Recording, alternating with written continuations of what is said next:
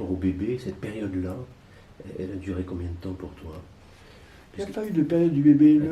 Si j'ai écrit sur le bébé un bouquin, c'est en fait la période pendant 10 ans, avant que je sois prof, tu vois, l'époque où j'étais assistant.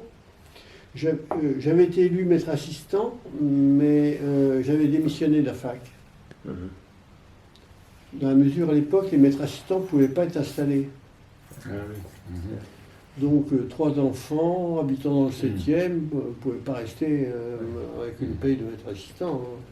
Donc, j'avais démissionné. C'était peut-être en 76. Et j'ai donc fait ma thèse avec Faure, qui était prof à la Sorbonne à l'époque. Ou à Paris 5, je sais pas. Non, à Sorbonne. Non. Je sais pas. Je suis venu à la Sorbonne. Enfin, j'ai fait ma thèse avec lui. En 2 ans, j'ai soutenu, elle était mauvaise, ma thèse, elle n'était pas bonne, d'accord. Tu m'as dit une fois que tu étais arrivé à la soutenance avec un paquet de feuilles qui n'étaient pas reliées. Oui. La thèse, enfin Et un des membres du jury a acheté la moitié, la moitié de ma thèse par terre. C'est ça. À la Sorbonne, oui. C'était pas très gentil. En sortant de ma thèse, je lui ai dit, mais enfin, tu sais que, en sortant de ma thèse, je lui ai dit, bon, tu jettes mes papiers par terre, tu me dis du mal, tu votes contre moi au jury comme prévu, comment tu peux faire ça? Tu sais bien que, normalement, je suis prof en septembre, je suis directeur du l'ESS pendant 1 an, et ensuite directeur de l'UFR, puisque c'était mes contrats, j'avais promis à la planche ça. Bon, ben voilà. Alors, tu vas te battre indéfiniment avec ton directeur bientôt? C'est pas passé. Bon, c'est pas mon genre. Hein. On a été cassé la croûte ensemble, puis voilà, on est devenus copains. Mais il était très méchant. Là. Mais en fait, c'est la méchanceté de mon patron Fort qui a été agacé de voir ce petit mec, même pas psychologue. Enfin, c'était pas vrai. On n'aimait pas trop les psychiatres à l'époque. Oui, mais moi j'étais psychologue, je prétendais être psychologue, j'ai fait psycho, j'ai fait un doctorat, enfin bref, j'ai même fait un DSS de philo. J'ai même fait un DSS de philo, un DSS de psychophysiologie, sur le rhinocéphale. Ouais. Et alors, cette thèse-là, parce que, si je ne me trompe pas, c'est pas celle dont tu parlais tout à l'heure. Alors, non, c'est pas mon 3e cycle. J'ai refait donc en 77-18, j'ai écrit une 2e thèse. Et dans cette 2e thèse, c'était entièrement sur mon expérience hospitalière. Et il y a une partie où j'ai foiré complètement. J'avais pas d'axe qui était l'enfant et l'adolescent. J'avais pas d'axe de réflexion, où j'ai pas pris assez de temps pour réfléchir. Mais sur le bébé, j'avais bien réfléchi. C'est pour ça que, là, j'ai vu beaucoup de bébés à l'hôpital, mais j'ai vu beaucoup de psychothérapie d'enfants, de psychothérapie de bébés, mère bébé, parents bébé, etc., en cabinet. Je fais des séminaires, etc. Donc là, j'avais un axe théorique pour le bébé. Et ce que j'ai écrit dans ma thèse de doctorat d'État, c'était la moitié sur le bébé. Et quand mon cher collègue m'a jeté ma thèse par terre, c'était à propos du grand enfant qui était mauvaise. Je lui ai dit d'ailleurs, tu as eu tort de jeter ma thèse par terre, parce que c'est politiquement incorrect, mais tu avais raison sur le même matériau. L'intérieur, c'est pas ça. Ce qui m'a intéressé à l'époque, c'est le bébé. Et puis en arrivant, Félida était directeur, il était entendu avec Félida à la planche que je reprenais la direction du UFR. Et là, j'ai créé mon labo.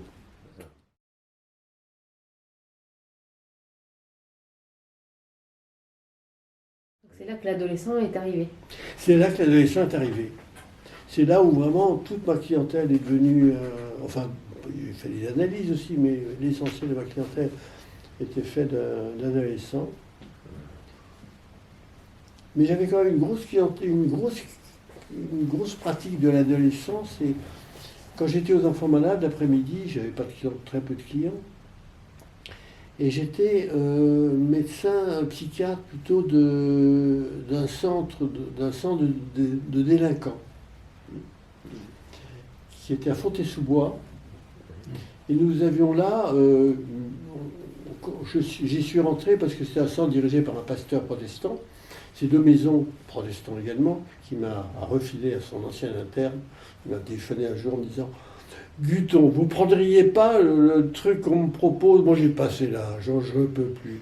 Mais vous ne prendriez pas ce petit établissement de protestants, hein, on est de la même religion tous les deux, enfin, etc. Voilà, 2 maisons. Et donc il y avait une dizaine de trucs, puis alors moi je fais progresser les choses, un peu mon truc. Quand j'y suis resté 10 ans, et quand je suis parti, il y en avait 180. Donc on avait une dizaine d'appartements dans les immeubles de la ville, on avait toujours le siège. Ça a été une expérience d'adolescent extraordinaire, mais tellement pleine. À la fois gérer l'établissement, co-gérer l'établissement, c'était un pasteur qui gérait, qui était très riche, parce que il y avait un gros financement norvégien, par la voie de la religion norvégienne, et de le gérer, de voir des cas, de suivre des cas. Puis je me suis attendri sur des cas que j'ai vraiment suivis, des gamins que j'ai emmenés en vacances, etc. Enfin bref, il y avait un rapproché très fort avec la délinquance. La rentrée avec les contacts que j'ai eus avec l'école publique, où allaient tous ces enfants, avec un directeur d'école qui venait, on faisait une réunion 1 heure par semaine. Enfin, c'était une expérience comme ça, énorme de la psychopathologie de l'adolescence que j'avais. Mais enfin, assez typée, enfin. Dans l'ensemble, c'était des gamins qui rentraient, qui étaient quand même tous avec un problème. Le président du tribunal des enfants, qui s'appelait Moline, était devenu très proche. C'était un type qui était furieux toujours de l'inhumanité du tribunal. Et quand on allait le voir au palais de justice, c'était la barbe. Et il venait. Alors, il venait. Je le prenais au palais de justice. Je l'emmenais des après-midi entières là. Et voilà, il y avait des synthèses, non. Mais enfin, on cassait la croûte ensemble. Et puis, bon, des trucs comme ça. Et j'ai vraiment appris ce que c'est qu'un juge des enfants, et ce dont il peut souffrir. On est même parti pour finir, créer un établissement à Ajaccio, ensemble. Oui. Créer un établissement d'enfance adapté à Ajaccio. Avec lui, avec le juge. Non, là c'était une expérience de l'enfant qui était de l'adolescence aussi, qui était très importante. Je me souviens qu'Alex, tu as continué dans cette veine aussi d'organiser des colloques avec les juges pour enfants, avec tous les... Alex, pas trop. Les juges des enfants, ils étaient des jeunes gars ou des jeunes femmes, pas très costauds. Lui, c'était vraiment Jules Moline, il était président du tribunal, donc il avait de la carrière. Et il n'était pas sorti. C'est dans le temps, les juges des enfants, comme maintenant, ils filaient très vite ailleurs du tribunal des mineurs, parce qu'on y gagne très peu, c'est pas intéressant, c'est sans projet, c'est sans avenir professionnel. Et lui était très bien, et lui était plutôt le père de famille, 6 enfants. Il habitait dans l'immeuble le long de Sainte-Anne, assez pauvrement, tu vois, et protestant en plus, mais oui, ça me revient. On avait accroché tous les deux, mais enfin, il était aussi très maladroit. Je me rappelle qu'il a offert à mes enfants, quand on est parti en Corse, moi qui payais le voyage, pas tout le voyage, mais c'est moi qui payais, j'ai invité chez moi, une maison que j'avais louée à Pâques, en Corse. Il a offert 2 poignards à mes fils. Faut le faire. Oui, c'est pas mal. Oui. Il était peut-être un peu loin de son inconscient. Je crois, oui. Puis, mon épouse de l'époque était... Pour un juge. Et tu penses que cette expérience avec les jeunes délinquants, les ados délinquants, tu penses que ça a eu un effet dans tes théorisations à venir sur l'adolescence? Je théorisais pas du tout à l'époque. J'ai fait, peut-être j'ai un peu théorisé à la fin. C'est-à-dire à la fin, quand je suis arrivé à Paris 7, si j'avais plus beaucoup de temps pour y aller. Alors à l'époque, voilà, j'ai fini président de l'association, je ne faisais plus rien dedans. Alors. Mais c'est vrai, j'ai quand même gardé une idée de la rééducation de ces adolescents. Hein. Ce pasteur était un festif, alors il faisait des fêtes tout le temps, il invitait les chanteurs de la télé, des trucs comme ça. Allez, passez là. Les nombres de chanteurs que j'ai pu voir défiler là, je sais pas, le dimanche. Alors les gamins qui étaient dans leur famille de temps en temps, et ben non, le dimanche on organisait une grande réunion, mais pas une réunion des jeunes, une réunion avec un grand chanteur ou bien un rigolo. Mais alors comment t'en es venu à commencer à théoriser? Là, j'ai commencé à théoriser au moment de... ma première théorisation, c'est le bébé.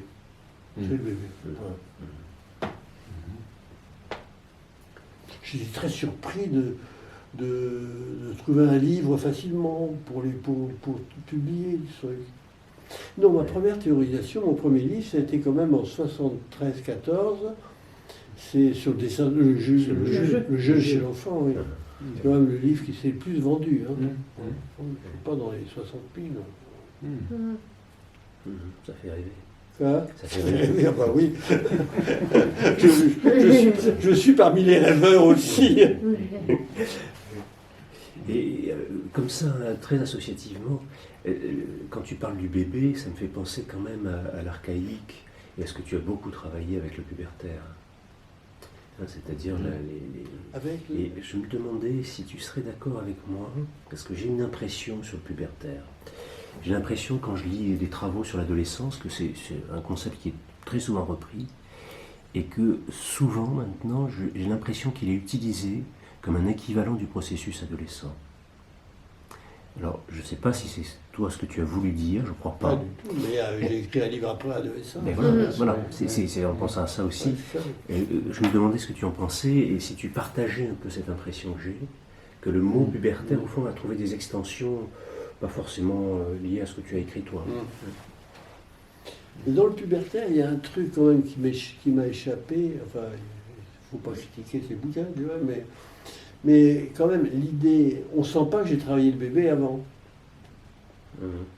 Or, la dernière fois que je l'ai publié dans ton dernier bouquin, c'était l'idée que ce qui s'est passé entre mère et bébé rejaillit au moment de dans le pubertaire, et la base même du pubertaire. Et voilà. Et ça, c'est pas du tout net dans le pubertaire, c'est esquissé, c'est pas contrarié, mais c'est... ouais. Donc il y a une grande coupure entre ce que j'ai écrit, les deux livres que j'ai écrits avant, donc avant d'entrer vraiment à la... Pour moi, mon entrée vraiment à la fac, c'est quand j'étais prof. Hein. On dirait que j'étais très bien avant. Hein. C'était en quelle année, ça, que tu es devenu prof? Quand je me suis senti prof, je suis devenu prof en 79. En 79, voilà. Enfin, tu me diras, j'étais déjà copain avec Félida, etc. Mais j'avais mes ennemis, d'entrée. Mais au fond, tu dis, on ne sent pas dans le pubertaire, dans le bouquin, tout le travail antérieur sur le bébé. Ouais. Mais je dirais que ton mouvement créateur sur le plan théorique et sur le plan clinique, c'était aussi qu'il y ait une certaine rupture. Oui. Peut-être ça t'a échappé, mais en même temps, c'était ce que tu voulais apporter de nouveau. Oui. Mais c'est probablement aussi pourquoi je n'ai jamais vraiment compris, avec François Nadal, on a beaucoup travaillé, le low-faire, le breakdown de low-faire. Alors, bien sûr qu'il y a une rupture entre l'enfance. Enfin, moi, maintenant, je la pense, je crois que je la pense bien, parce que je fais un parallèle entre la crise du vieillissement et la crise pubertaire. Une espèce de métamorphose qui se fait qu'on pense plus pareil, tu vois. Bah, attendez, on en avait parlé tous les deux. Et donc, le côté rupture, mais... Et Laufer n'arrivait pas à dire autre chose quand on en parlait, qu'au fond c'était une rupture aussi, mais c'est pas du tout la même. Hein. Le breakdown. Et moi, là maintenant, quand je simplifie beaucoup, mais pour te répondre, je dirais que la rupture que je décrivais, elle n'est pas tout à fait rupture, puisqu'il y a un lien archaïque avec la relation mère-bébé qui est toujours présente, etc. etc. Hein, si l'adolescent aime sa mère, on peut le prendre en psychothérapie, ça va aller, d'une certaine façon. Mais peut-être qu'il fallait que, d'une certaine façon, tu fasses table rase du bébé. Non. Il fallait que je fasse je faisais table rase. Voilà, pour instaurer une nouvelle modalité de pensée sur l'adolescence. Voilà, exactement. Oui, oui. Alors, quitte après à revenir, ce que tu as fait d'ailleurs, ce que tu as repris par la suite. Oui, par la suite, mais peut-être 7, 8 ans plus tard. Oui. Moi, il me semble qu'il y a comment on pourrait dire ça, une énigme, je dirais, dans ta théorisation, justement sur ces deux mouvements que tu as bien distingués du pubertaire, pour reprendre, rebondir ce que disait Florian, pour distinguer d'une part le pubertaire comme un moment un peu d'effraction, enfin un moment où il y a tout pulsionnel qui ressort à fond, et puis l'adolescence. Moi, je pense que j'ai évolué ensuite dans la capacité de l'adolescence, enfin, ce qu'il y a dans l'adolescence de s'adapter au monde. Oui. Voilà. Oui. Ah oui. Ça me paraît évident. Mais ça m'a fait sans doute lâcher le côté élaboratif de ce qui avait été ressenti avant. Ou ce qui avait été... Mais le pubertaire, moi, en ce moment, je rapproche le pubertaire des expériences archaïques de Pierre Aulagnier, par exemple. Mais je pensais ça... Mais je ne le faisais pas. Ouais. Je ne le faisais pas. Et pourtant, dès que j'ai quitté la SPP, j'ai passé 2 ans au séminaire privé de Pierrat. Écoutez, on a fait un colloque là, avec Paris 13 à Cerisy l'été dernier, en juillet, qui était consacré à Pierre Aulagnier. Et quand j'ai travaillé pour mon texte, j'ai repensé à construire ton passé de Pierre Aulagnier et construire sa légende telle que tu l'as évoquée toi, hein, par rapport à l'autocréation de l'adolescent. Et je me suis dit qu'il y avait sans doute une influence.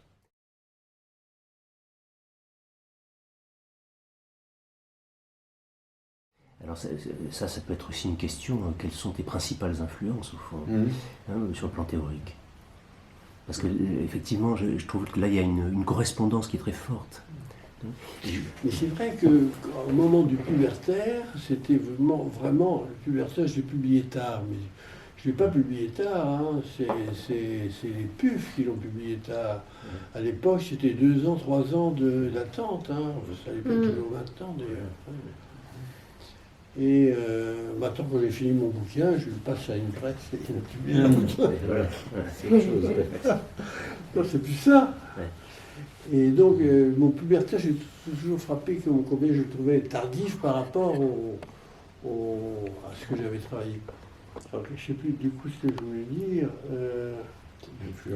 L'influence là, quand j'ai écrit le pubertaire, c'était Pierre Mal qui était là. Et je cherchais dans les phrases de Pierre Mal de quoi penser. Alors oui, c'est Pierre Mal. Mais c'est une époque où j'étais assez proche aussi des Beaux, hein, on avait un séminaire ensemble. Tandis que Pierrat, c'est vraiment... je l'ai lu Pierrat que lorsque j'ai quitté la SPP, donc c'était dans les années 90 à peu près. et où on n'arrêtait pas de parler de Pierrat avec Sophie Mijola aussi.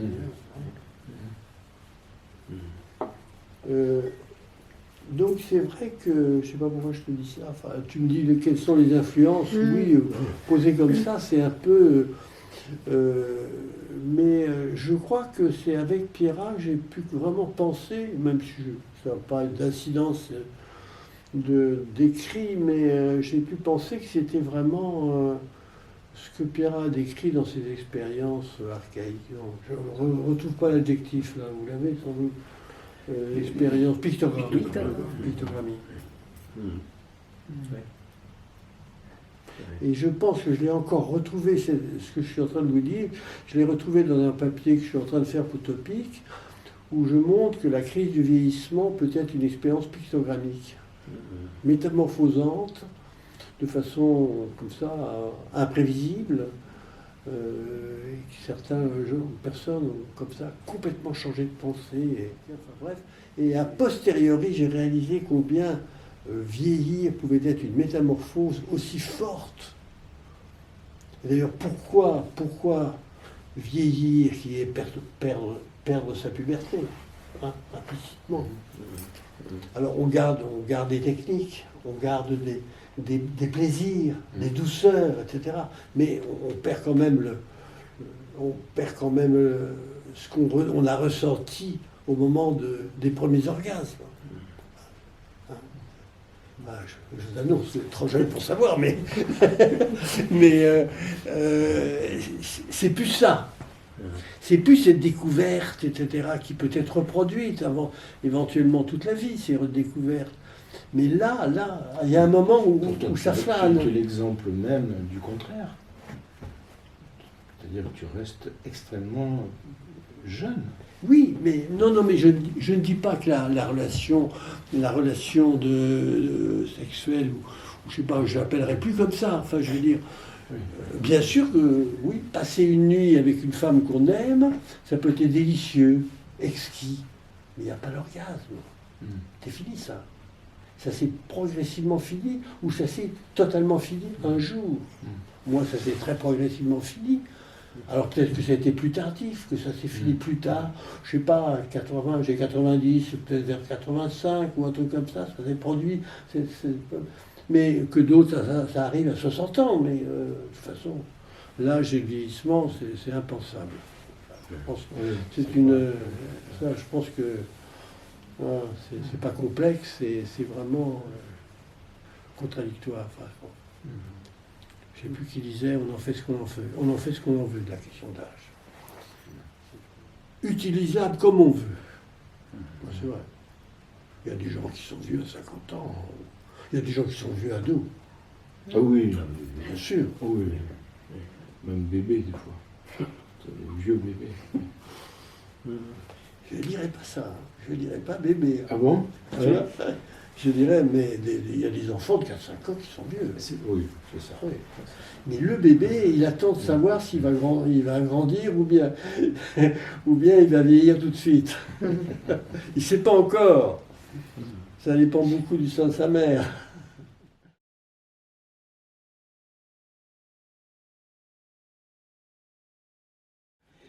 Pour revenir un peu aux questions d'élaboration théorique et tout, je t'ai entendu dire dans une discussion, je ne sais plus le contexte, avec Raymond Kahn, que tu laissais volontiers tomber le terme adolescence au profit de subjectivation. Enfin, moi, je ne sais pas si tu te souviens de ça, mais tu serais non, d'accord avec pas, ça? mais je ne sais pas si vous ça. Je ne sais pas si je pourrais te répondre à la question.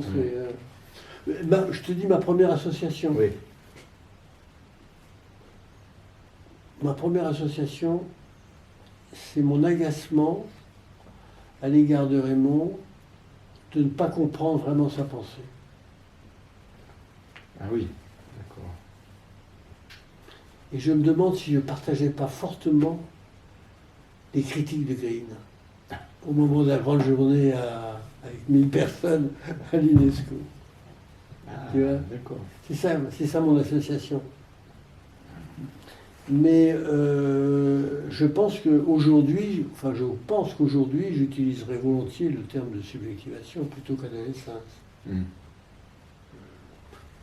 Si c'était que je ne vois pas pourquoi la question du sujet, le travail du sujet, ne toucherait pas l'énorme travail du pubertaire. Oui. Ouais. Mais c'est un peu Donc, la...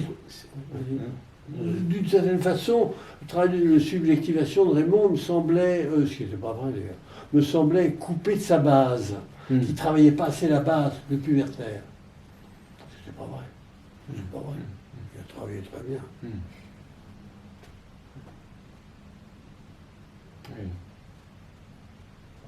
Ouais. Oh oui, il a travaillé très bien en fait. Non, mais en fait, je pense que les deux livres ensemble, ça fait la subjectivation, de manière. Voilà. C'est ça. Alors, au fond, c'est peut-être des raisons politiques, ou des raisons sociales, ou non pas sociales, mais des raisons de rivalité que j'ai toujours eu avec Raymond. Oui. Raymond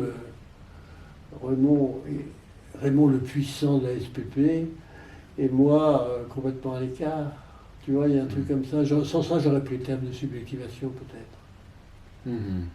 Si c'était que je ne savais pas qu'il n'était pas puissant du tout à la SPP. Oui, à la SPP, il était très marginal, il s'était carrément marginalisé, et que la SPP l'agaçait jusqu'au... Oui. Mais ça veut dire que quand on vous voyait, tu vois, la génération d'en dessous, quand on vous voyait avec Raymond et autres, on ne pouvait pas soupçonner ce dont tu parles, c'est-à-dire la rivalité, même si c'était intellectuel. amical. Ouais. Ah oui, absolument. Oui. C'est quand le concours de médecine a été créé, Raymond a été, entre autres, délégué a été délégué par une fac, je crois, les enfants malades, et Necker enfants malades, pour maintenir la psycho comme 10% du concours. Ah oui. Oui. Et il échouait. Alors, moi, j'ai été désigné comme responsable de ces 10% qu'il avait obtenus. Oui. Et je ne connaissais pas Raymond. Et je me rappelle avoir été aux enfants malades et lui dire, voilà, c'est moi qui suis responsable du projet du ministère, pour des motifs qui étaient purement relationnels. Voilà. J'étais chez un chef de service qui était conseiller technique au ministère de la Santé, de l'Éducation, enfin bon, à l'Agile. Bon, voilà.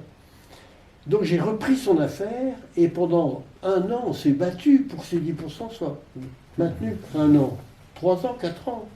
On s'est maintenu, on a écrit au ministre tous les deux une lettre, on signait tous les deux, etc. Ça, c'était un moment d'intimité chez lui. J'étais chez lui à la campagne, chez lui à Saint-Germain, etc. C'était pas Saint-Germain, il était dans le 16e.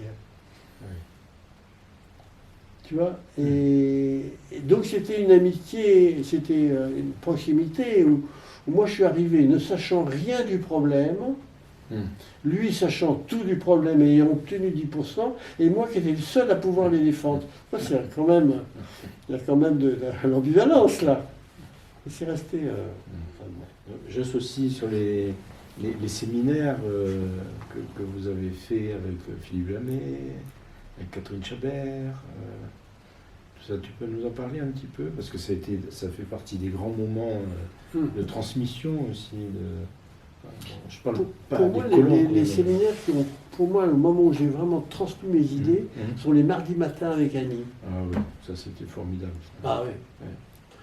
En fait, c'était, comme toujours mes relations avec Annie, mais je ne sais pas si je le dirais d'ailleurs, mais c'est toujours Annie qui a animé la chose. C'est Annie qui a animé, enfin je les ai animés aussi, mais mon grand souvenir de ce séminaire du mardi, c'est Annie derrière le bureau, tu vois, le bureau professoral, elle était assistante à l'époque, professorale, elle était là, elle gérait l'invité, très bien, et moi je marchais dans la salle. Oui, c'est vraiment tout à fait le modalité de relation avec Annie Biron. Les jeunes ne peuvent pas imaginer un instant ce que c'était ce moment. Ah ouais. Parce que, Philippe, tu avais réussi quelque chose qu'on ne peut plus du tout faire aujourd'hui à la fac, c'est que tu avais mélangé les DESS, les les DEA, heures. et Dans les 6 heures, on pouvait faire. tout, il y avait Il y avait le DEA, il y 80 avait... personnes, et tu faisais, enfin, tous les collègues qui ont défilé, là, vraiment en particulier. Vraiment, qui il venaient, est, bien sûr. pendant- Philippe, je sais plus, Oui, enfin, il est très oui, jeune, oui, ça, oui. Il est venu un anthropologue aussi que j'avais connu, qui est très connu, qui était à Paris 7. Oui. Et c'était un moment où j'ai un peu découvert Annie en public. Ah. Annie comme prof, un truc comme ça, un truc de ce genre. Donc tu veux pas nous parler des séminaires Alors- avec Catherine, Chanel Alors, et Philippe? Catherine, je ne sais pas, hein, c'est toi qui dis Catherine. Hein. Catherine n'a pas. Catherine est venue une fois, Attends, avec Philippe jamais? avec Philippe. Ah oui? On faisait un séminaire par mois, donc je ne sais plus, je crois que je jeudi avec Philippe. Il y avait pas mal de gens aussi. Hein. Il y avait pas mal de gens, il y avait des psys, il y avait des médecins d'hôpitaux psychiatriques, des internes de psychiatrie de Philippe Jamais. Enfin, il y avait pas mal, il y avait puis pas mal puis des étudiants de la fac. Ouais. Ouais, il y avait, je sais pas, il y avait une centaine de personnes en moyenne. Alors, qu'est-ce que alors, je te dis mes associations. Enfin, le principe, je ne sais pas si vous le connaissez, le principe était Philippe. Philippe passait sur écran une consultation personnelle. J'ai jamais voulu passer une consultation personnelle. J'aime pas l'enregistrement d'une consultation par écran. Mais officiellement, j'aime pas, et c'est vrai que j'aime pas. Mais je crois que je voulais pas passer une de mes consultations devant Philippe. Une espèce de position phobique. Et j'avais pendant 1 heure, et ensuite j'avais 1 heure pour commenter. Et ensuite il y avait une demi-heure de débat dans lequel mes commentaires n'étaient dans l'ensemble pas reçus par Philippe. Voilà. Tu as des souvenirs? Non? Tu dirais pas ça? Pas systématiquement. Pas si- Ça Oh, pouvait arriver, mais... On avait vraiment un mode de Oui, pensée oui, tellement très différent. Oui, mais justement, c'était ça qui était C'est intéressant. ça, oui, oui. Ouais. Ah oui. Enfin, mon impression, c'est que j'étais enchanté de la dernière. Alors, de présenter, c'est pas facile. C'est pas facile de parler 1 heure d'un cas qu'on vient de voir. Oui. Et enchanté du débat où Philippe me fonçait dedans toujours.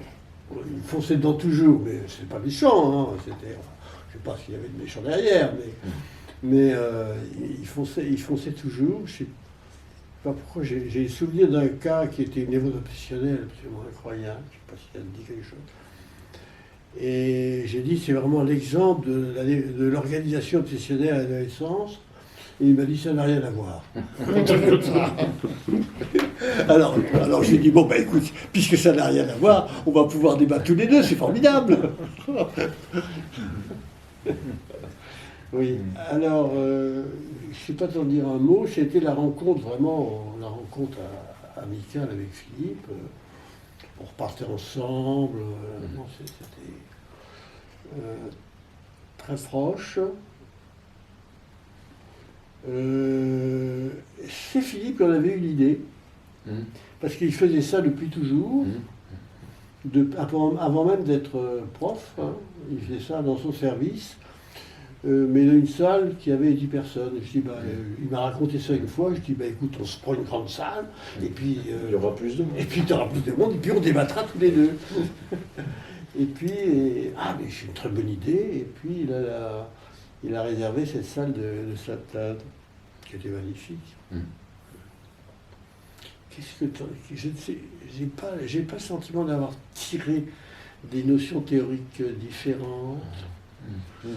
Je sais combien je me réjouissais de leur survenue, un peu comme les mardis matins.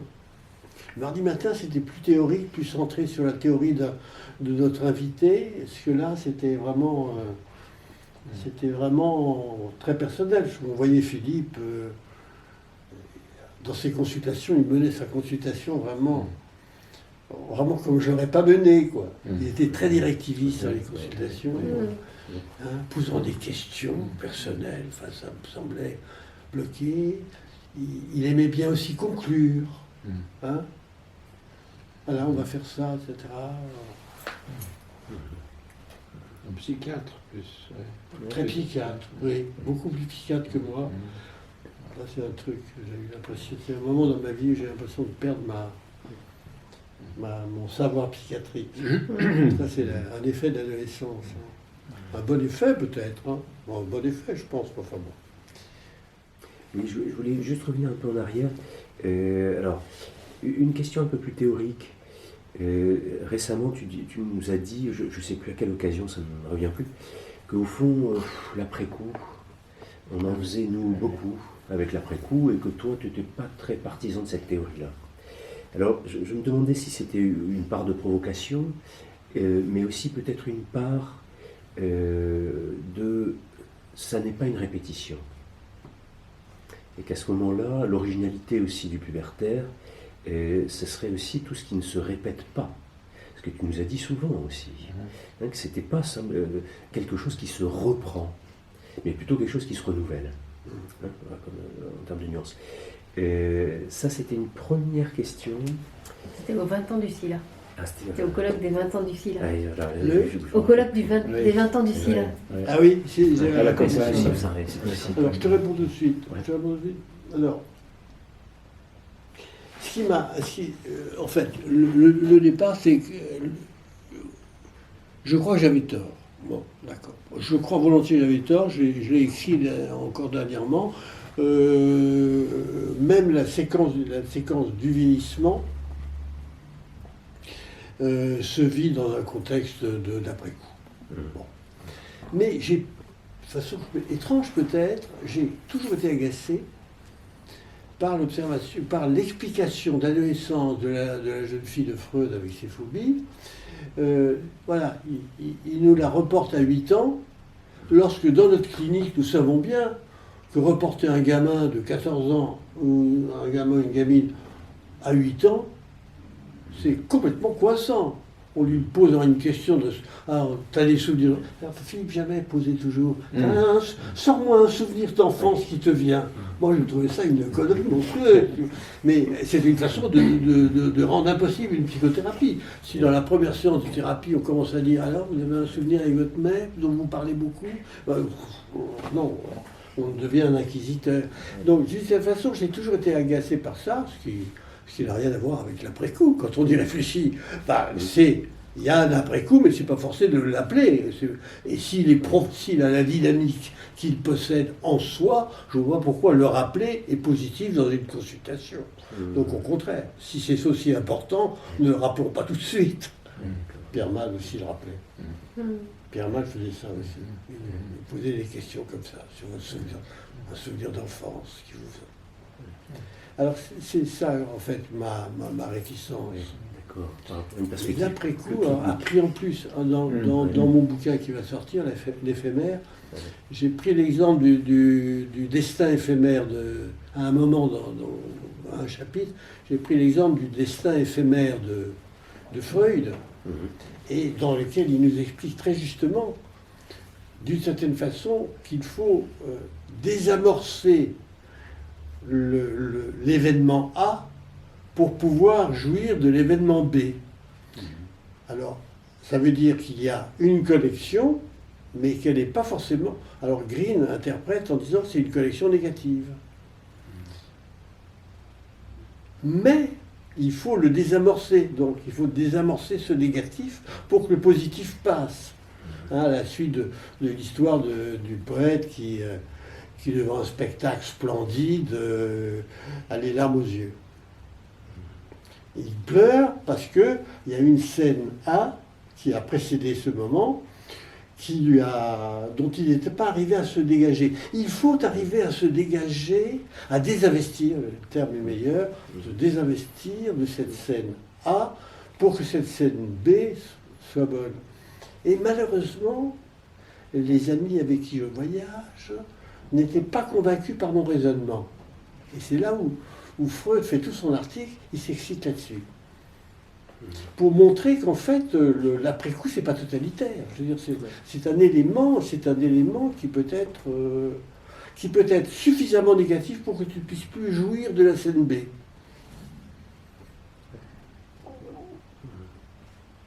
Voilà. Et là, je le reprends comme une interprétation de l'éphémère de la séquence, enfin, la scène. C'est éphémère. Et je pense que le moment où on vieillit, bon, je ne sais pas, un truc banal, je sais pas, la ménopause par exemple, ou je sais quoi, ou l'arrêt du plaisir sexuel chez l'homme, eh bien, il y a un moment, bien sûr on revit à ce moment-là toute une série de scènes, l'après-coup est là. Mais tu vas pouvoir vieillir que si tu ne dis pas c'était mieux avant. Oui. Tu dis tiens, c'est comme ça, il y a plein de trucs maintenant. Oui. Et bientôt. Tu vois, un truc comme ça, ce qui est le principe, la philosophie de hold-up, dont j'étais président à l'époque, enfin j'ai arrêté maintenant. Oui. Oui, ça remet en perspective la question de l'actuel. Ce qui est quand même aussi un point commun avec l'adolescence. L'importance de l'actuel à l'adolescence. Par rapport à référer systématiquement à un passé qui viendrait éclairer l'adolescence. Oui, ça justifie aussi le dispositif avec les adolescents, qui est spécifique aussi, justement, de ne pas revenir tout le temps avec des interprétations. Ou C'est toute la place de l'interprétation qui est en jeu, là.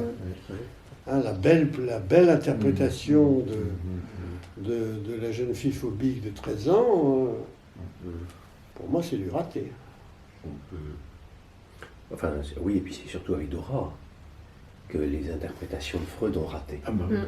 Parce que là, avec Dora, il ne l'a pas entendu, quoi. Il ne l'a pas entendu en tant qu'adolescente, en tout cas.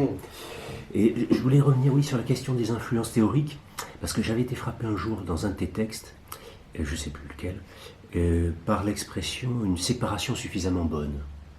Voilà.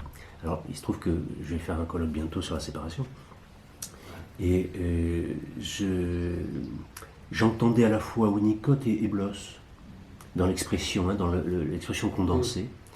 Et je me demandais, au fond, on a beaucoup parlé là des gens que tu connaissais, notamment de ta génération, Raymond Kahn et Jamet, etc.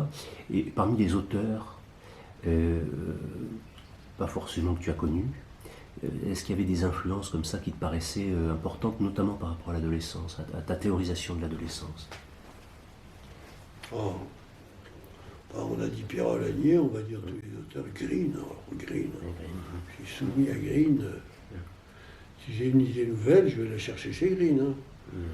Une idée nouvelle, une idée qui me semble nouvelle. Bloss et Lofer qui étaient attachés à Bloss. Ah oui. Oui, le développement. Sur le développement. Puis sur la dimension plutôt positive de l'adolescence. Tu sais qu'on a été faire des supervisions à Londres avec François Ladame. On allait le dimanche, on déjeunait, puis on faisait une supervision avec Lofer. Et en anglais. Moi, mon anglais, on les faisait en anglais quand même. Tiens, ça me fait penser, parmi les entretiens filmés, réalisés, il y a les Lofer avec Catherine Vieder. Tu te souviens de Catherine Vieder? Et je la revois. Ah, C'est l'entourage proche de Sophie Mijola. les Lofer. Quoi? On avait été avec Catherine Vieder. À Londres? Oui, Ah oui. voir les Lofer. Les deux. Ouais, Catherine, elle allait à Londres tout le temps. Oui. Elle allait toutes les semaines. Oui. Oui, par rapport à ta question, Winnicott, justement, par rapport à l'influence. Écoutez, il faut que je vous avoue que je crois que j'ai jamais lu Winnicott avant maintenant. Ouais, pour vous dire ça comme ça.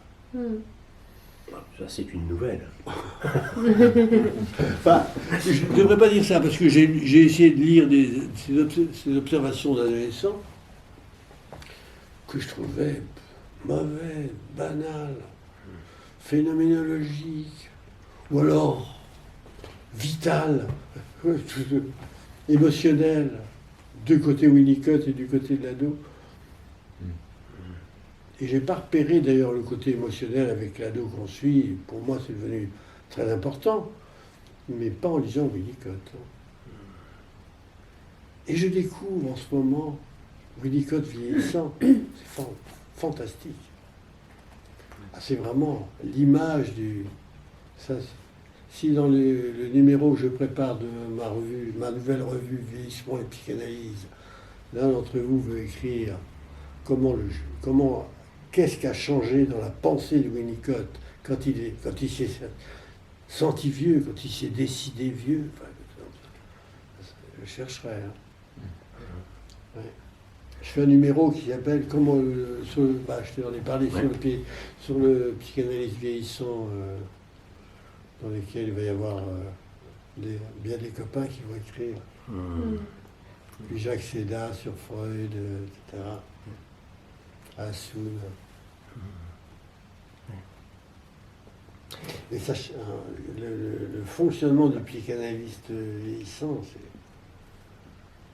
Alors Villedeché disant, en psychanalyse, ça compte quand même. En vieillissant, nous n'avons plus autant de temps. Quoi, on n'a plus autant de temps. Le patient, lui, il a du temps, mais vous... Donc on intervient beaucoup plus solide, plus direct. Oui, on est amené à aller plus vite à l'essentiel. Qu'est-ce qu'il y a d'essentiel? On a la liste déjà, tout un truc, mais... Oui, ça modifie la pratique. Ouais.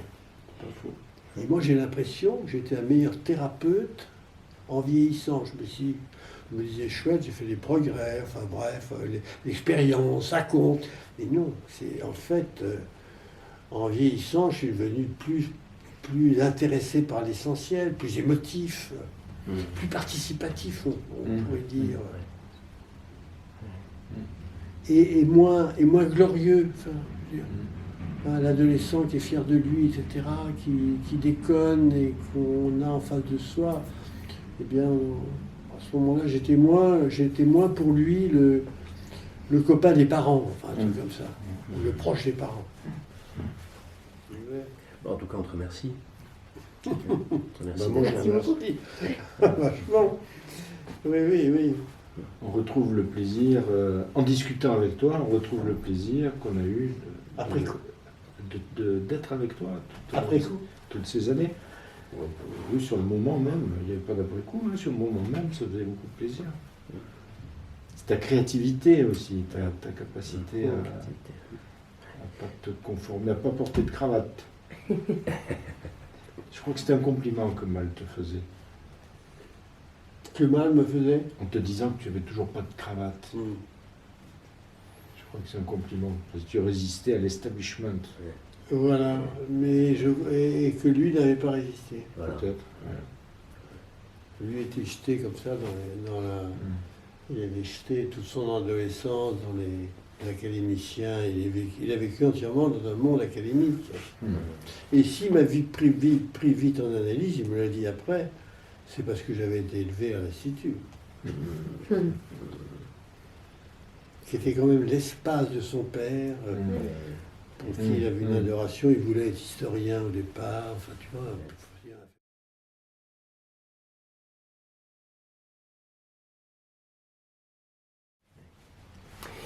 Je vois qu'on va devoir s'arrêter bientôt.